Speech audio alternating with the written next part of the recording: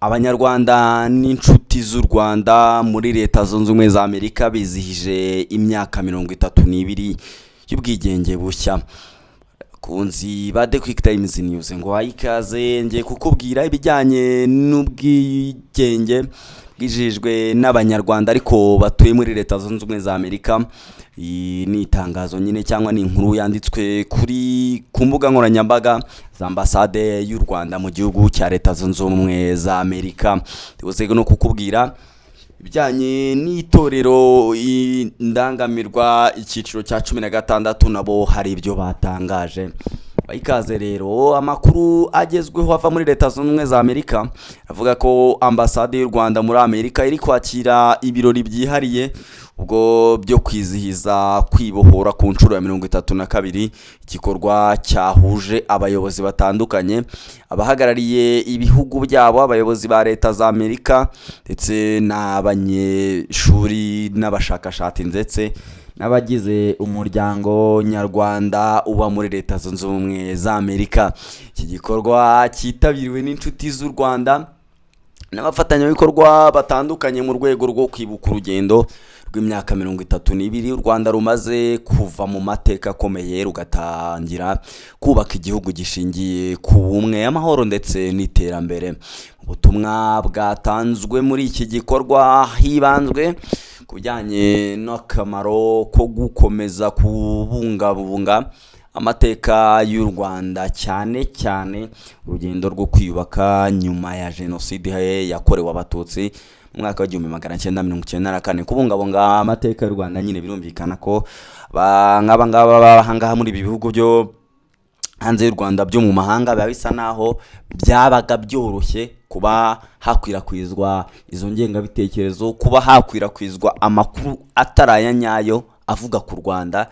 Rero nk'abangaba usanga abo baba bafite ubu buryo byoroshye bwo bazana ubu butumwa ariko bukaba bwanumvikana. Rero no kugira uruhare mu kugira ngo ayo makuru nk'ayo ngayo nakwita nk'ay'ibihuha amenyekane, byose byagirwamo uruhare n'abangaba batandukanye. Ubwo rero icyo nakubwira ni kimwe, nuko binyuze muri aba bantu nko muri aba bayobozi batandukanye biyemeje kurwanya ndetse no kwamagana ingengabitekerezo ishobora kuganisha kuri jenoside, ariko hakomeza no kubungabungwa ikijyanye n'amateka y'u Rwanda, cyane cyane urugendo rwo kwiyubaka, ndetse n'urugendo bavuga ko ari urugendo rukomeye cyane, ariko nyine ubwo bakaba ari urugendo ruza nyuma ya jenoside yakorewe abatutsi.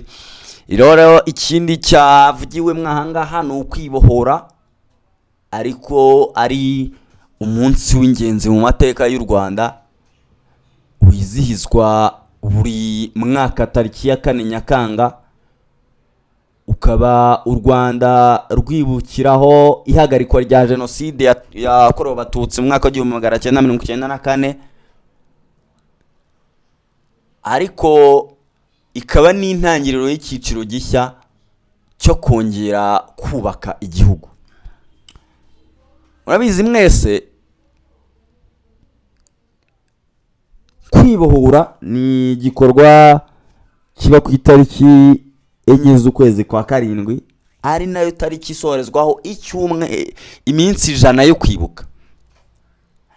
Ibi ngibi ni uguha agaciro abazize iyo jenoside, ni ukwibuka ayo mateka mabi, ariko tutagamije nyine kubyibuka gusa, tugamije kubyigiraho kugira ngo turinde ahazaza habakiri batoya.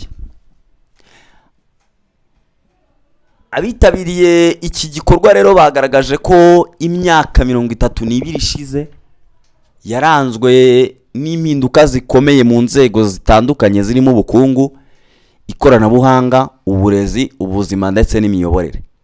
Iki gikorwa kandi cyabaye umwanya mwiza wo kwizihiza umubano wihariye hagati y'u Rwanda na Leta Zunze Ubumwe za Amerika, mu gihe abanyamerika nabo bari mu myiteguro yo kwizihiza imyaka 250 y'ubwigenge bwabo. Ambasade y'u Rwanda muri Amerika yavuze ko kwizihiza aya mateka yombi mu mwuka ubuvandimwe ari uburyo bwo gushimangira ubufatanye n'imibanire myiza hagati y'ibihugu byombi. icyo umuntu yabwira abantu ni uko abanyarwanda baba muri Amerika ndetse n'inshuti z'u Rwanda bakomeje kugenda bagaragaza ko kwibohora ari urugendo rukomeza, aho buri munyarwanda asabwa kugira uruhare mu kubaka ejo hazaza n'igihugu. Ndabisubiramo, bakomeje kugaragaza iki? Bakomeje kugaragaza ko kwibohora ari urugendo rukomeza.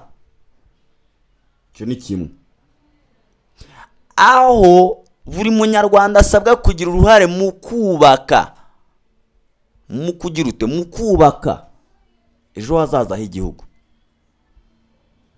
Dukomeze rero amakuru yacu nkujyana ku yindi nkuru yo mu itorero ry'u Rwanda ndetse n'ibindi bitandukanye, aho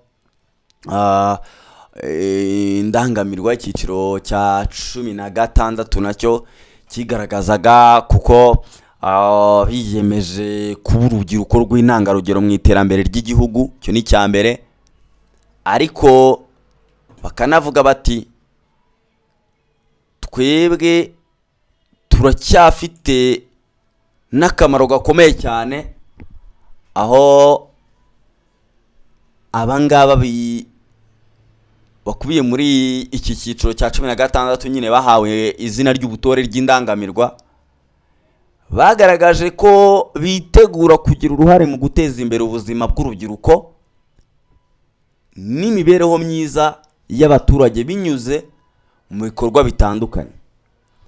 Aba basore n'inkumi bari bitabiriye iki cyiciro biyemeje ibintu bitatu. Uti ni ibihe rero? Icya mbere biyemeje ni ugushyigikira ubuzima bw'imyororokere ndetse n'uburenganzira mu bijyanye n'ubuzima bw'imyororokere. Icyo ni kimwe.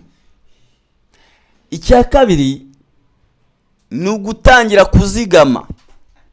Arazigama iki? No gushora imari hakiri kare bafatanyije n'inzego zirimo Rwanda Investment Trust RNIT. Icyo ni icya kabiri biyemeje. Icya gatatu ni ugusangiza abagenzi babo amahirwe n'amakuru y'iterambere cyane cyane mu bice by'icyaro.